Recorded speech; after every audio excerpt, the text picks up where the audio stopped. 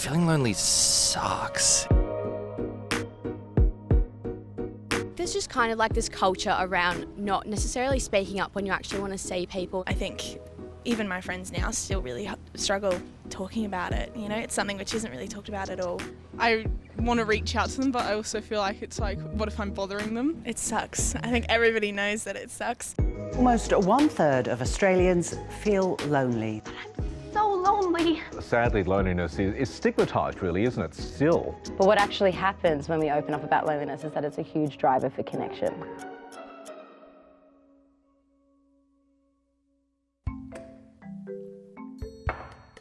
If you're feeling lonely, you're not alone. It probably won't shock you that rates of loneliness went up during COVID, but exactly how many young Australians still feel lonely every week might surprise you. According to some recent studies, almost 1 in 3 Aussies feel lonely at least once a week. About 1 in 6 feel lonely every single day. And the age group that is most affected by loneliness is young people. More than 80% of people in this age group said that feelings of loneliness had a moderate to major impact on their mental health. So loneliness is basically any time you don't feel that you have the amount of social need met. You could have 1,000 friends and feel close to no one. You could be in a crowded room and still feel lonely. Loneliness is more about when you're looking for that connection and it isn't there. So there's that mismatch between what you need and what you have. When we start to think about why is it worse, what are we doing wrong? We used to be much more community centred. A lot of your activities, you knew your neighbourhood, you knew your neighbours, you schooled locally, your activities were more connected, I think, and in many ways we're much more individualistic. Most people will feel lonely at some point in their life. I mean, I'm living by myself at the moment, and yeah, there can be some boring, lonely nights. But for people experiencing extended periods of loneliness, the consequences can be pretty severe. Things like difficulties with sleeping, changes in appetite, generally feeling more down. For some people, it can be a contributing factor for things like depression and anxiety. We know that it's one of the biggest predictors of things like all of your chronic diseases, all of your heart disease. It does actually have cardiovascular impacts. We know that it shortens lives. So it's not one of those things that doesn't have a physical impact, and it's probably one of the true proofs that what happens with our mental health can actually affect our physical health quite dramatically. The mental health of young people both in Australia and across the globe is declining.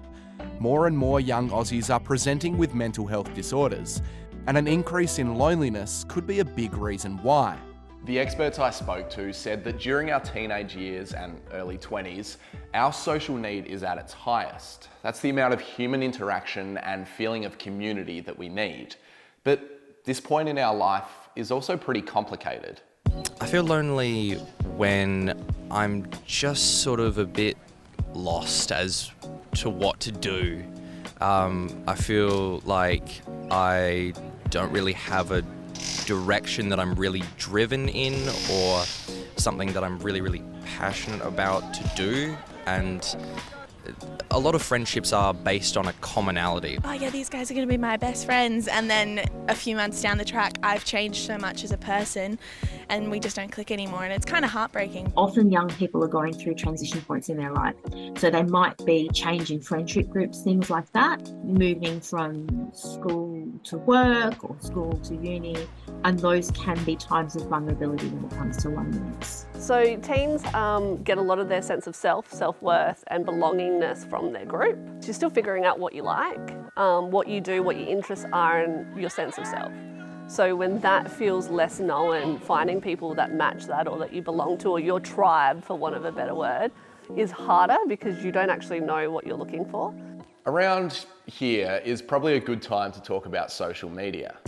Around 1 in 3 young Australians say they are addicted to it. And while more time on social media doesn't necessarily result in more loneliness, experts say it's the way we use it that can have a big impact.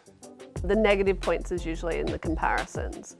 So we know that teens compare themselves a lot more, and those with mental illness will actually do a lot more greater comparisons of themselves to other people's lives. I think it's very common, people post them with their friends and stuff. So I think they might have an expectation that that's what their life should look like, even if it's fake or not. There's a lot of visibility of friends going out and having these amazing times and all that kind of stuff, and you sort of feel left out if you're not invited initially, and then you sort of feel bad, I don't want to impose by inviting myself along to these things. So if you are feeling lonely, what can you do? Well, experts say the biggest antidote to loneliness is to seek out face-to-face human interaction. And while that can seem daunting to some, it might be simpler than you realise.